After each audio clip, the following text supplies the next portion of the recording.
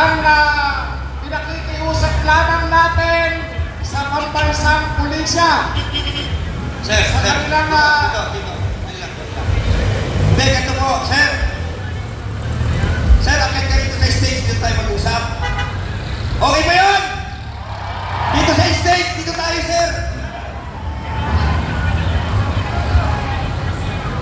Mga kapatid, sandali po, sandali lang. Ipakita natin na tayo ay disiplinado. Pwede ba yun? Pwede! Pwede ba? Pwede! Hayaan natin sila na nandiyan. Pantayan nila yung tulay.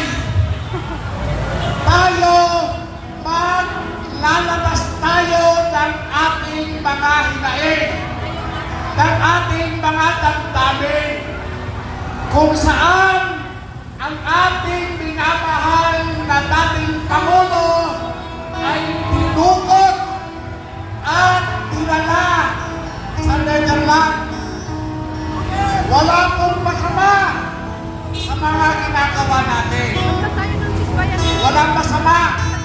At wala din tayong dapat na ikatakot. Huwag po tayong matakot sapagkat hanggang hindi tayo lumalabag sa batas, hindi tayo pwede hulihin. Hindi tayo pwede ibain sapagkat wala tayong ginagawang masama. Hindi masama ang naglalabas ng hinaing. Damdamin natin yan at ito ay ginagarantiya ng aming konstitusyon. Wag po tayong makikipagtalo. Dito po tayo. Mag-concentrate po tayo sa ating ginagawa. Wala pong dahilan para tayo ay makipagtalo sa ating pambansang pulisya. Hayaan natin sila dyan. Hayaan natin sila. Okay, sige, kantahan natin sila. Eto, pakinggan nyo. Ikaw ang pag-asa.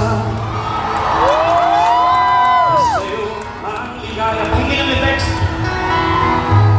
Sa piling mo, digong mga Pilipino ay nabuhayan.